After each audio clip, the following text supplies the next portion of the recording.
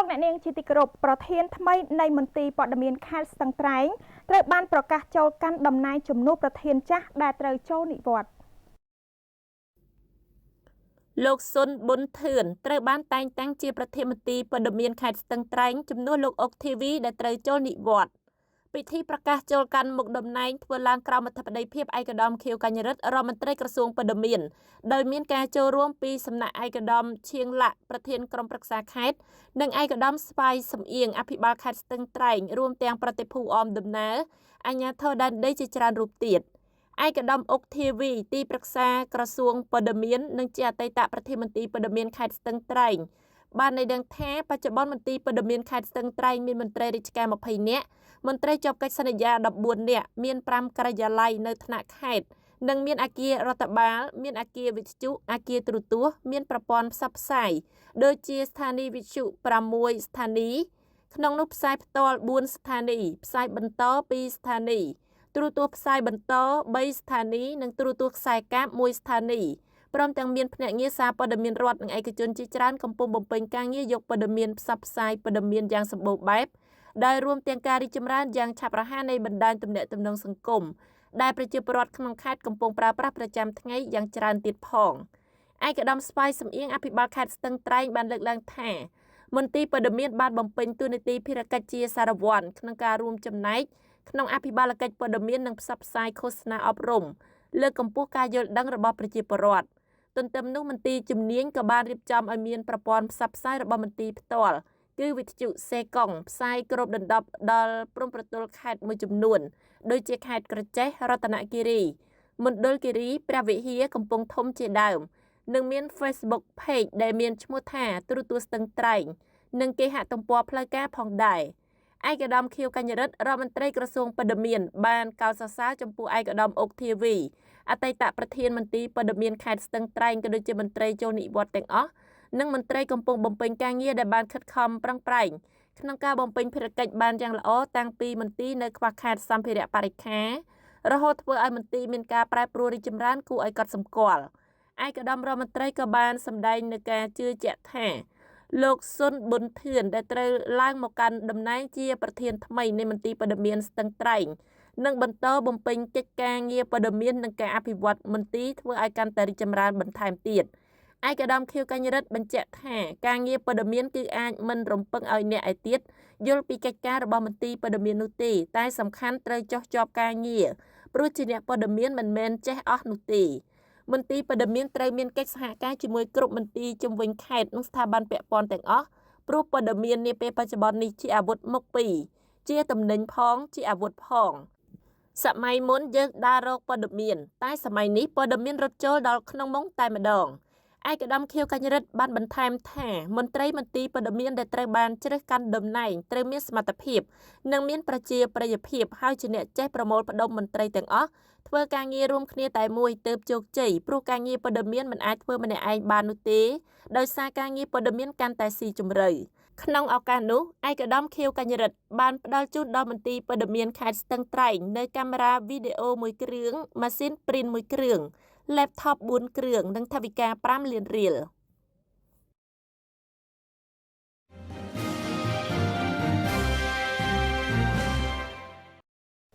ឯកឧត្តមព្រំសុខាជឿជាក់ថាបុគ្គលិកអប់រំសិក្សាទាំងអស់នៅកម្ពុជា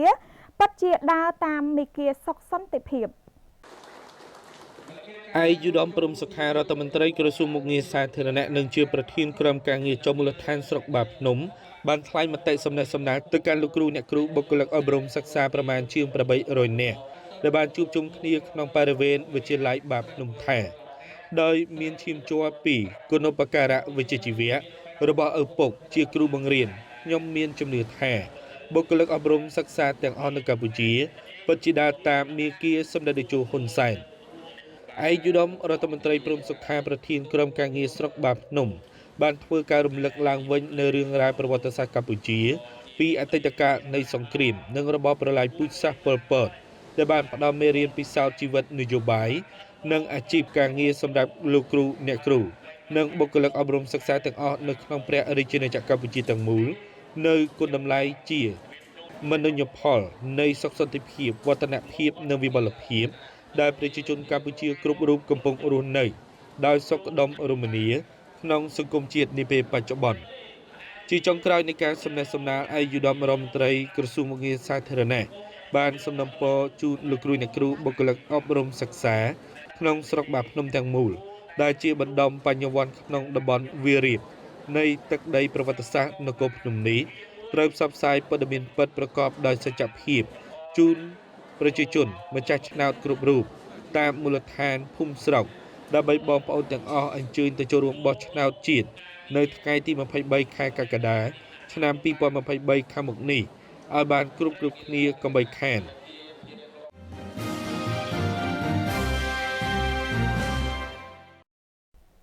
ដំណើរទស្សនកិច្ចជាផ្លូវការរបស់ប្រតិភូសារព័ត៌មានកម្ពុជានៅទីក្រុងភីងសាំងប្រទេសចិន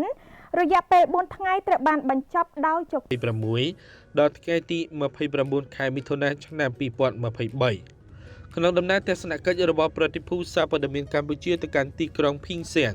China ASEAN Media Tour ភីងសាំងព្រមទាំងអ្នកសារព័ត៌មានដែលជាបណ្ដាប្រទេសជាអាស៊ានបានចូលរួមក្នុងដំណើរទស្សនកិច្ចនេះដើម្បីរួមចំណែករឹតចំណងមិត្តភាពកម្ពុជាចិននិងជំរុញការផ្សព្វផ្សាយរវាងចិននិងអាស៊ានផងដែរសូមបញ្ជាក់ជូនថាក្រុមការងារនៃទីក្រុងភីងសាំងប្រទេសចិនបានទទួលស្វាគមន៍យ៉ាងកក់ក្ដៅព្រមទាំងបានប្រគល់ទង់ជូនដល់ប្រតិភូអ្នកសារព័ត៌មានកម្ពុជាដែលមានលោកជួនច័ន្ទភិរុន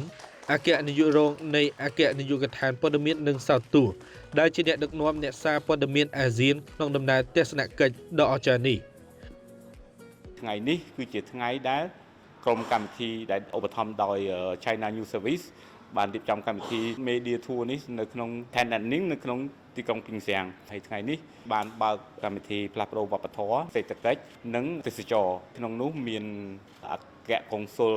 តំណាងឲ្យកម្ពុជាយើងក៏បានចូលរួមដែរនិងមានក្រុមតំណាងប្រទេសនីមួយៗក្នុងតំបន់អាស៊ានបានចូលរួមនៅក្នុងពិធីនេះដែរសូមបញ្ជាក់ថាភីងសាំងគឺជាខេត្តមួយការរកស៊ីផ្លាស់ប្ដូរបទពិសោធន៍ជាមួយនឹងប្រទេសវៀតណាមសេដ្ឋកិច្ចជាទូទៅ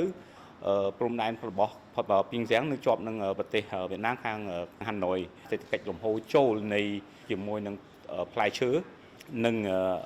បន្លែដែលនាំចូលពីវៀតណាមហើយយើងដោះដូរបទពិសោធន៍គ្នាពាក់ព័ន្ធរឿងដំណាំកសិកម្មពាក់ព័ន្ធរឿងទេសចរខាងភាគីលំហូរនៃភាគីនៅក្នុងតំបន់អាស៊ានយើងហ្នឹងគឺប្រទេសវៀតណាមបានលំហូរទេសចរចូលពីប្រទេសចិនចូលទៅដល់ប្រទេសវៀតណាមជាច្រើនឃើញថាក្នុងទស្សនវិជ្ជាមួយដែលនៅក្នុងអំឡុងពេលកូវីដព្រំដែនប្រទេសទាំងពីរហ្នឹងប្រហែលប្រទេសហើយមួយឆ្នាំទៅមួយឆ្នាំការកំណើនសេដ្ឋកិច្ចនៃកំណើននាំចូលនៃនាំចេញហ្នឹងគឺកើនឡើងជារៀងរាល់ថ្ងៃហើយនេះជាបទពិសោធន៍មួយដែរសម្រាប់ media កម្ពុជាយើងអ្នកសារព័ត៌មានកម្ពុជាយើងមកចូលរួមយកបទពិសោធន៍នៅក្នុងខេត្តភីងសាំងហ្នឹងគឺយើងមើលឃើញចក្រភាពទូទៅគេតាំងពីពាក់ព័ន្ធរឿងផ្លែឈើជាក់ស្ដែងនៅក្នុងប្រទេសកម្ពុជាយើងក៏មានផ្លែឈើកសិកម្មបែបទាំងអស់នឹងដែរអញ្ចឹងយើងអាចយកបទពិសោធន៍នេះដើម្បីផ្សព្វផ្សាយជូនដល់ប្រជាពលរដ្ឋឬមួយអង្គភាពដែលតាក់ទងជាមួយនឹងផលិតផលកសិកម្មដែលមានទីផ្សារនៅប្រទេសចិនធំណាស់អញ្ចឹងគួរតែយើងផ្សព្វផ្សាយឲ្យបានច្រើនពាក់ព័ន្ធរឿងផលិតផលកសិកម្មជាពិសេសមានផងយើងមានខ្មែរយើងក៏ល្អដូចគ្នាដែរ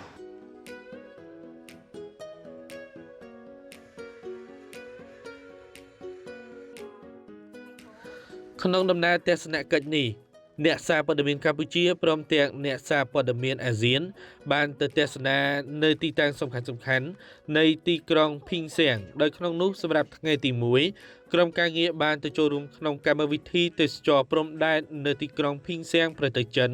ត្រូវបានរៀបចំរួមគ្នាដោយនាយកដ្ឋានវប្បធម៌និងទេសចរខេត្តខ្វាងស៊ីរដ្ឋាភិបាលប្រជាជនឆុងស៊ូ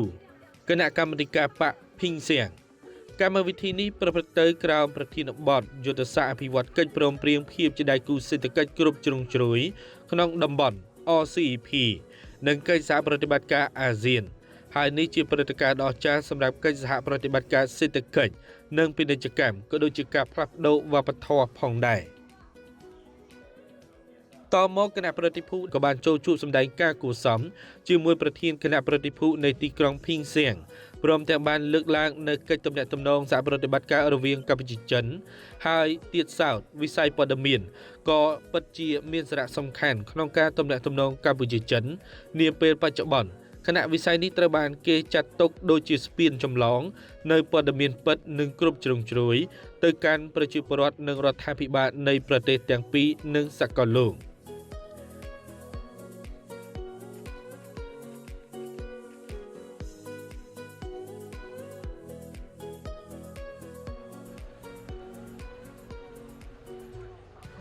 ដោយឡែកនៅរុស្ស៊ីថ្ងៃដដែលនេះដែរប្រតិភូអ្នកសារព័ត៌មានអាស៊ានក៏បានបន្តដំណើរទៅទស្សនៈមជ្ឈមណ្ឌល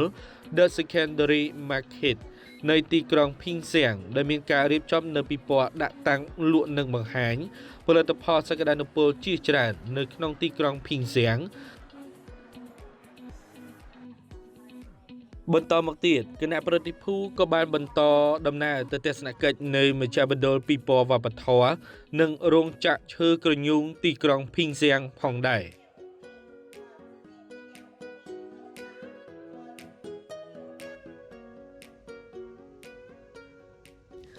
សម្រាប់ថ្ងៃទី2នៃដំណើរទស្សនកិច្ចរបស់គណៈប្រតិភូអ្នកសារព័ត៌មានអាស៊ាន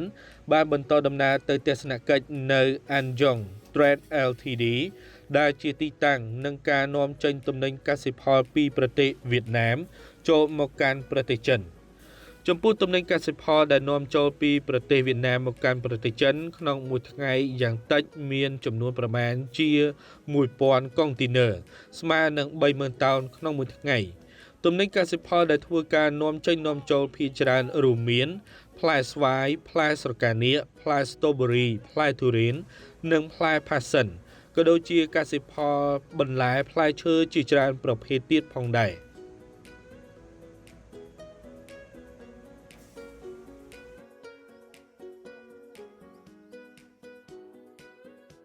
តមកគណៈប្រតិភូអ្នកសារព័ត៌មានអាស៊ានក៏បានបន្តដំណើរទៅទស្សនកិច្ចនៅរូនភ្នំបាយូដែលជាទីតាំងប្រវត្តិសាស្ត្រនៃទីក្រុងភីងសាំងដែលទីតាំងនេះជាអតីតបញ្ជាការដ្ឋានយោធារបស់ស៊ូយ៉ានជុនដែលជាមេទ័ពជំនាន់នោះផងដែរមុនពេលមនុស្សជំនាន់មុនទៅធ្វើសង្គ្រាមគឺមានការចាត់តាំងមេទ័ពនៅលើភ្នំហើយមានការជ្រើសរើសមេទ័ពសម្រាប់ធ្វើសង្គ្រាមក៏ដូចជាការរៀបចំពិធីដ៏ពិសិដ្ឋមួយបំផុតនៅក្នុងរូងភ្នំនេះតែម្ដង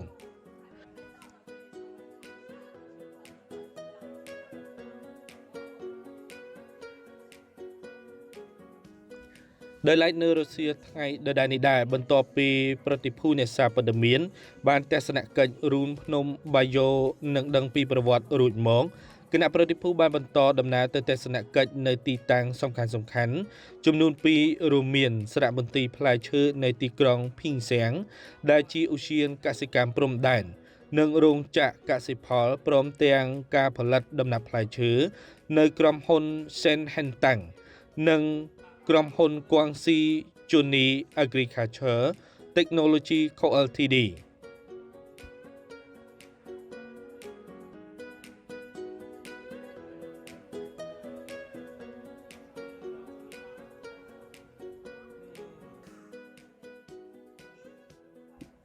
សូមបញ្ជាក់ជូនដែរថាក្រោយពីបានទស្សនកិច្ចនៅតំបន់សំខាន់ជាច្រើនក្នុងទីក្រុងភីងសាំង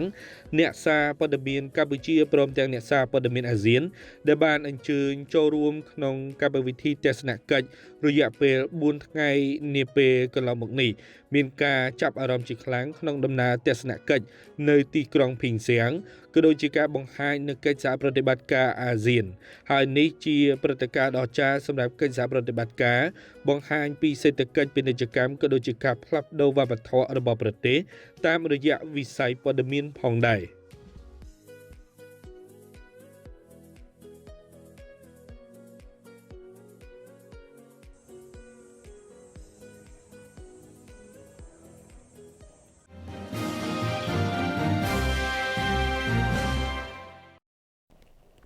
ព្រះចៅអធិការវត្តរតនារាមផ្សារកណ្ដាលក្នុងក្រុងប៉ោយប៉ែតខេត្តបន្ទាយមានជ័យ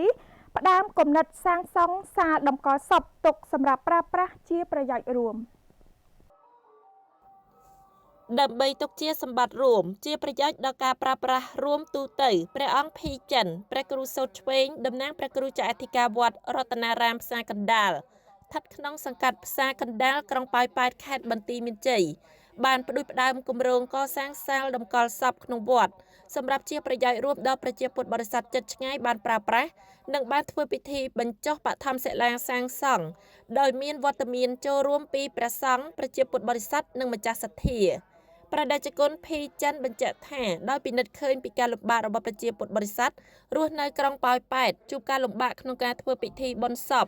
ទើបព្រះចៅអធិការវត្តផ្ដើមគំនិតកសាងសាលតម្កល់សពនេះឡើងពេលសាងសង់រួចទោះអ្នកមានក្តីអ្នកក្រក្តីគឺអាចយកសពមកតម្កល់ធ្វើបុណ្យតាមបែបព្រះពុទ្ធសាសនានៅក្នុងបរិវេណវត្តយ៉ាងងាយស្រួលព្រោះថាការកសាងសាលតម្កល់សពនេះមានទីធ្លាធំទូលាយដែលមានបណ្ដោយ25ម៉ែត្រទៅទិង12ម៉ែត្រអាចត្រូវគ្រោងចំណាយថវិកាអស់ប្រមាណជាង$30,000អាមេរិកក្នុងនាមតំណាងឲ្យព្រះគ្រូចៅអធិការវត្តរតនារាមផ្សារកណ្ដាលព្រះតេជគុណភីច័ន្ទក៏បានអំពាវនាវដល់ថ្នាក់ដឹកនាំមន្ត្រីរាជការអាជ្ញាធរដែនដីគ្រប់ជាន់ថ្នាក់ប្រជាពុទ្ធបរិស័ទជិតឆ្ងាយពិសេសអាជីវករនៅក្រុងប៉ោយប៉ែតទាំងអស់សូមចូលរួមជាសទ្ធាឲ្យបានគ្រប់គ្នាដោយក្រៅពីការចូលជាថវិកាក៏អាចចូលជាដែកឬស៊ីម៉ង់ក៏បានហើយសមិទ្ធផលនេះអាចចំណាយពេលសាងសង់ប្រមាណ5ខែឲ្យរួចជាស្ថាពរ